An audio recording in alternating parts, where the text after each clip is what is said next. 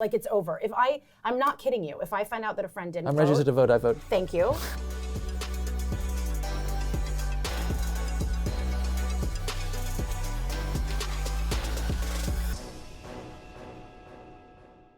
I'm here with Leslie Grossman. Thank Hello. you so much for coming. Thank you for having me.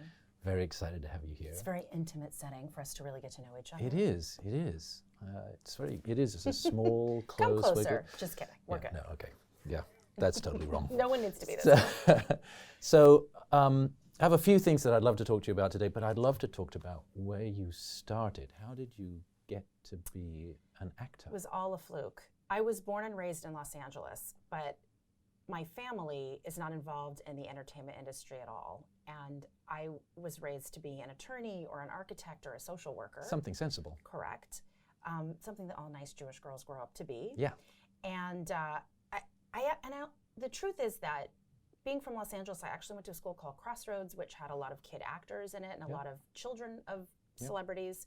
So I thought that you had to be like really beautiful to be an actor. I was like, oh, that's not for me. Not that I thought I was a troll, but you know, I thought you have to look a certain way, and that's not how I look, and so that's not even a possibility for me.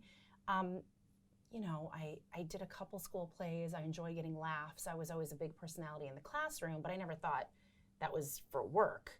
And my parents certainly didn't think that. As a parent, I can understand. Correct, and I'm a parent as well. To make a very long story short, I went to a school called Sarah Lawrence for college. Yeah. They did a late night comedy show there that a woman named Hopi Morton, who lived above me in my dorm house, her dad is the great actor Joe Morton, and Hopi said, let's audition. And I was like, I don't want to do that. And she was like, come on, it'll be fun. And we went and I got a part in it. And that show ended up getting optioned by a company called Carsey Werner. And then they put it on off-Broadway. And the guys who wrote the show asked if I would come do the show off-Broadway. And then they moved that show to Los Angeles. And I kept saying, like, I'm not an actor, I'm just doing this for fun, this is a thing that's happening. And then an agent came to see that play and said, let's try it out. And even my dad, who was an attorney, was like, I guess you should see where it goes. But I do remember when I sat down and told my parents, like, I think I want to really pursue this. There was a look of panic, and then my mother, in this last sad-ditch attempt, said, why don't you be a rabbi? Because that's like performing. And I said, you know, I appreciate that, but I don't want to be a rabbi. And even to this day, and my parents are very supportive, but it's just so alien to them and so foreign to them. My dad is a professor at USC, he teaches law, and he said to me like a month ago, you know, Leslie, there are some older students in my class, and it is not too late for you to go to law school. Oh my gosh, still now? Still now, he'll laugh when he sees this. And but did you graduate from Sarah Lawrence? I did, You yeah. did? Because we had an interview with Nat Wolff a few weeks ago, and he went to Sarah Lawrence. You know how long he was there for? How long? 1 day. Oh no! What? Yeah, you can't leave after a day. 1 day. He got called onto location. Oh, he got a job. And he got a job. And just 1 day. But you made it all 4 years. You got a degree. I did all of this. My senior year of Sarah Lawrence is when I started to do the play, and I would go into the city on the weekends to do the play, and then I lived there for a little bit, then I moved home and they did the play there, whatever. The point is, it was a crazy, circuitous, not direct route. I wasn't looking for it. It found me. And I was like, I guess I should keep seeing where this goes. But it wasn't like I started to book work right away. It was hard for me to get work because I am not in a box.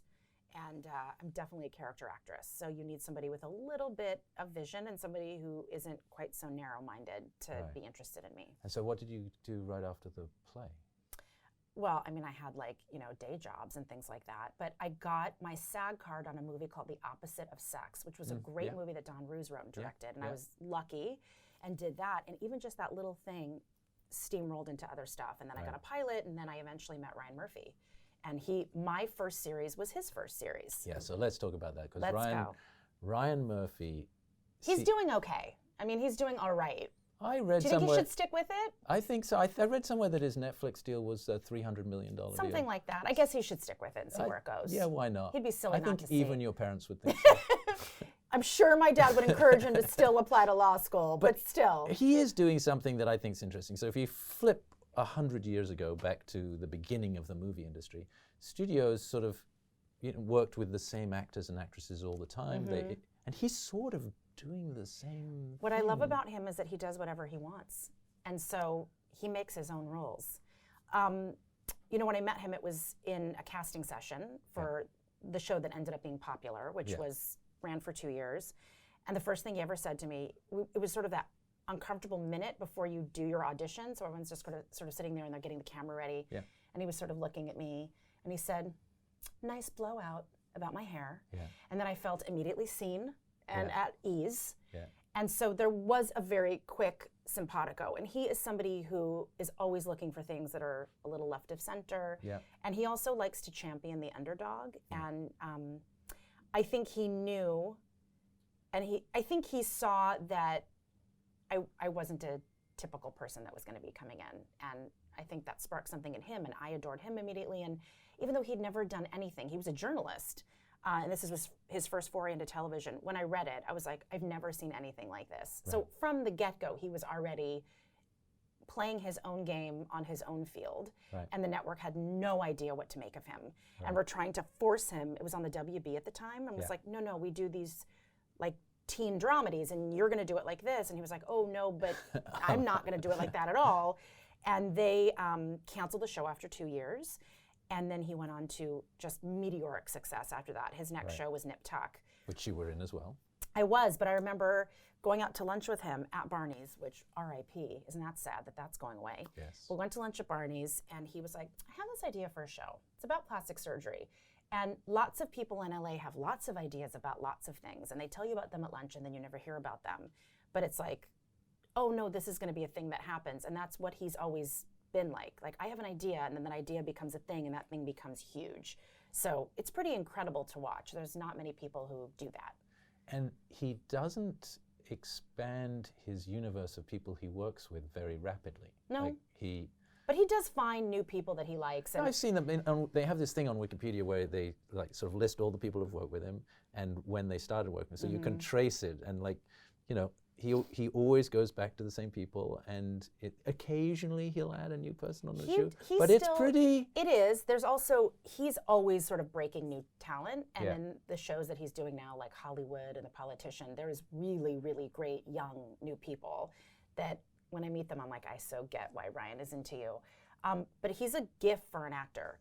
Who gets to do that?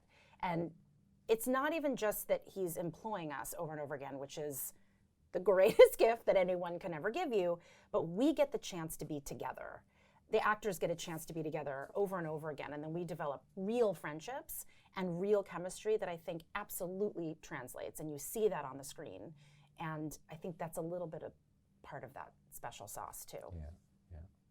I sort of wonder why you ever need to work with anyone else if you're working. I mean, whatever party he invites me to, I'm going, no matter what. And if you said to me, you're only ever going to work on Ryan Murphy shows, I'd be like, sounds good to me. I'm very happy to be there.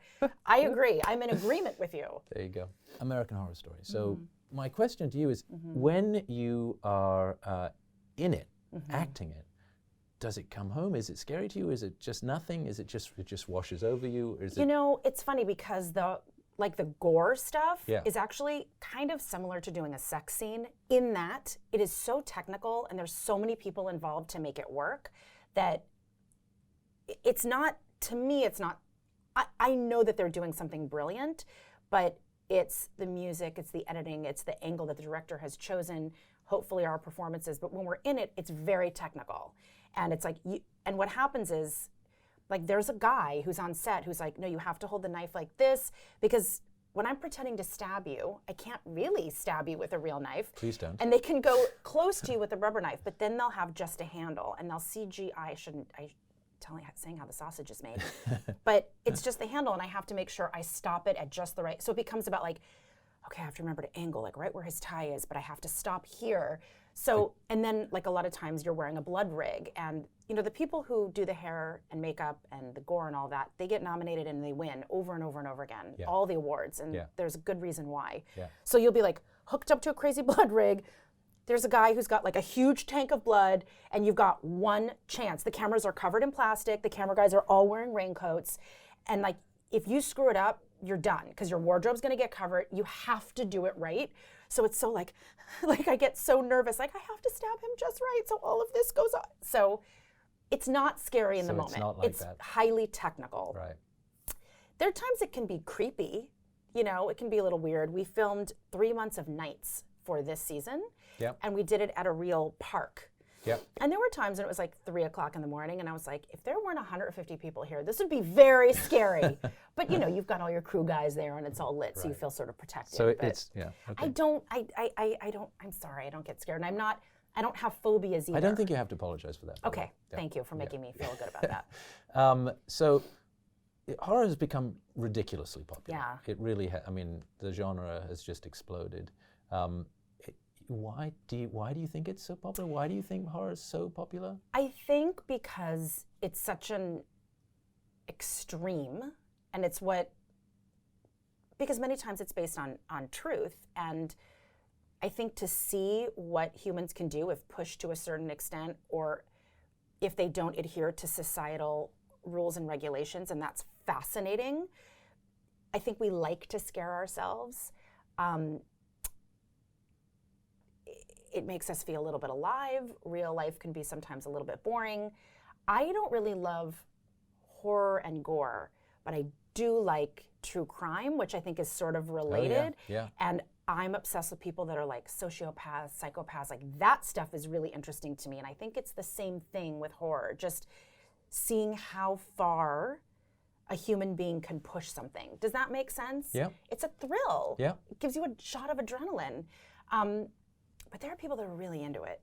Like they're really into horror and stuff. And I think it appeals to people's darker natures also. And there seems often to have a comedic angle in a lot of these things. I mean, True. You could We definitely did that in this season because all Yes. those slasher movies that I grew up with in the 80s, like they were always sort of funny and tongue-in-cheek. Yeah. So we tried to keep that element. Yeah. Because I wrote all the scripts. Oh, you did? I had no idea. Why I don't am think you taking got credit for any of it. They, the mythical they, Ryan. Right.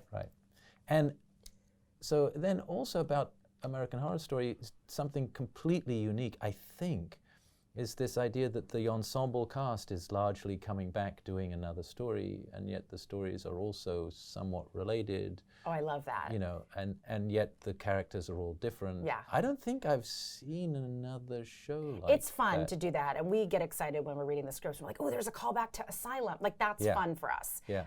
To weave things in, to connect all of those disparate universes, I think is universes? Yeah. Universi? I don't know. No, universes. Okay, thanks. Yeah. You're English, so I feel like you know all I'm about right. the language. Yeah, Okay, for sure. perfect. Yeah. I think that is really gratifying for the fans, and it's fun for us. Yeah. Like, it's fun to do that, and I love knowing that the writers are always thinking of clever little ways to drop Easter eggs for people to pick up. Yeah, it's fun. It's a reward, you know, for sticking with something and being a fan of something. I love that. It's an acknowledgement. We know that you pay close attention, and we're giving you a little reward for that. Yeah. And then as an actor, how wonderful is it to be in the same series and play a different part? I mean, it's one thing to be, you've done now 4 seasons. This is my third. I just did my third, yeah. Right, it's 3 seasons. So it's one thing to have 3 seasons under your belt as the same character, but to have 3 seasons as 3 different characters. It is the least boring job on earth. I have never for 1 second been bored doing that show. And what's also so gratifying about it is that Ryan is like, oh, you've done that, now let's do this.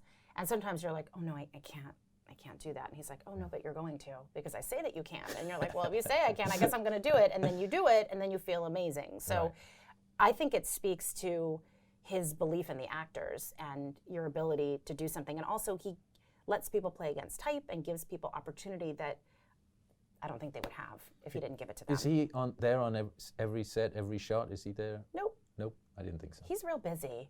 Yeah. He has an empire to run. I think he's got like 38 shows right now that he's doing and prepping a movie. So he's just a little the way bit you busy. said that, I'm like, oh, he's He's very involved though, absolutely in the story and absolutely in the writing, and he's watching all the dailies, and he always does the final edit. So it's not like he's not. He doesn't have time to physically be on set. He cannot possibly do that. He's also directing and doing all these different things every day, but very involved in the day-to-day making of the show and in the final product of the show. Every aspect. I mean, he is so involved in hair, makeup, and wardrobe. We do camera tests every year, and he has very big opinions about that. So he is still, his hand is very, very much in that show. So it seems like the golden age of television at the moment. I mean, just the last 20 It's years. a lot of good stuff. Oh my gosh. There's too much good stuff. It's taken over from film. When I grew up, film was the... Oh, of course, you know, yeah. now it's television. It's a lot of pressure. Who's got that kind of time? If you Yeah. go to a dinner party and you haven't watched the thing everybody's talking about, then you have to just sit in the corner and stare into space because you're not part of the Oh my conversation. God, I now have to watch so much TV for Yes, these you sorts of things. do. I mean, I have to watch every Yes. single episode you've ever been in, and then I'm coming to... It's crazy. It's a lot of work It's a lot of work. to be entertained. So how have the roles you got changed over the last 20 years? Has that blossoming changed those roles in any way? Or have you just sort of grown up with it? And I mean, I think I've just sort of grown up with it. Also, a huge aspect to being an actor is taking the work that you get. And I haven't always been in a position to pick and choose. I'm like, okay, it's not totally horrible and I don't have to be naked, so of course I'm going to take, like... check. Yeah, and like it just makes me laugh about certain things where people are like, why did someone do that? It's like, because it was a job? Like, do you think it's easy? Like, oh no, they're giving all the jobs away. You just go to a street corner in LA and they're like, do you want to be in a series on NBC? Come on, let's go in the car and shoot it. It's very, very, very hard to get work as an actor. Right. So a lot of it is taking the work that I'm offered. Right. And I am at a point where I feel like I do get to have a little more say in what I'm doing. I'm also a character actress, so I feel like that gives me a much wider berth, if that makes sense. Yep. I'm not an ingenue, I never was, and so I can get sort of put into a box in terms of like, oh, she's too big, or she's too comedic, she can't do other things, which I think Ryan has helped me prove that that's not the case. Yep. But I do think it leaves me open to a wider variety of roles, and also I'm not inhibited by my age either, which for actresses is this horrible looming thing, which I think needs to be thrown out the window. And I don't know who made that rule, men, but it's over now. And is it over now? It'll never be over because the society is so deeply and inherently misogynistic. But I think like the door is open a little bit and we have to kick it and kick it and kick it until it's wide open. And the way that I deal with that is like, I just don't accept your answer. Like you don't get to retire me. You don't get to tell me like, sorry, you're a certain age now, so you don't get to do this anymore. It's like, no, I make the choice of what I can do. So just because you think that doesn't mean it's not real. And so I can write it myself, or I can find someone who also believes in me and we could do this together. Yep. So I think that people have to stop listening to what the powers that be say is or isn't or can or can't, and it's when you say, no, it's going to be what I say now, and that's when change happens. What's that old saying? If they don't have a seat at a table, you got to pull up a chair. Find your own chair, right? I like that. Yeah, I think Shirley Chisholm said that, so I'm not going to take credit for that, who was a wonderful, groundbreaking lady politician. So Yeah. I give her that credit, and I don't think she was talking about acting either. I think she's talking about something a little more important, but still, we can all learn from her example. Yeah, but I mean, those things are happening around the world. Absolutely. I mean, it's certainly, there's all sorts of things happening in the entertainment industry, which are are very public, Yeah. but those rules are being broken and changed and morphing and being corrected in the workplace all over the world. But people in power, like, did people think that they were just going to go, oh, okay, you're right, my time's over, now it's your turn. Here's the reins. Well, they did for so long. I mean, that did happen. It did happen. People don't want to give up their power. Yeah. And so you're going to have to fight tooth and nail for every single thing that you want. Yeah. Because then who are they if they don't get to be in charge any longer? Yeah. So, but... Are you active in any sort of political movements? Well, I think if you follow me on any social media, that you can see that I am very politically active and engaged. I grew up in a family where if you did not know about current events, you were not spoken to at the dinner table. You'd miss out on the entire conversation. Yep. So it was... That's just like our house, by the way. No, but I think that's wonderful for children. And also, I wasn't allowed to watch a lot of TV, so I could watch Walter Cronkite. Like, that was what we watched. Yeah. So I would watch anything I was allowed to watch, so I watched a lot of news, which I don't know if that's good or bad for a young child. But we are a very politically engaged and involved family on the local level, on the national level. And, there is a trope that actors shouldn't have an opinion about politics. And there's an argument to be made for, well, when I know your politics, then I can't separate it from when I see you perform. We're in a real specific time right now, and the house is on fire. And it's not time to be polite, and it's not time to keep your opinions to yourself. In my never to be humble opinion, it's very important to make it very clear exactly how you feel. I think that silence can act like contrition to something, and I just don't believe in that. There's terrible things happening all the time. Yeah. And you've got to make it clear this is not acceptable. I don't stand for this, and I'm going to work to make sure this doesn't happen any longer. So I feel a personal responsibility. I just do. That's me. And also, why aren't actors allowed to have an opinion? I'm an American citizen who's registered to vote. Does a plumber not get to have an opinion? Does an investment banker not get to have an opinion? A teacher, a whatever, a stay-at-home mom? Why is my opinion any less valid because I perform for a living? I'm not saying that I'm more important than anyone else, but I'm allowed to have a say. And I encourage other people to be very, very open about it. And I think you see that pretty across the board, that people are pretty clear right now. Leslie, thank you so much for joining us. So nice to see you.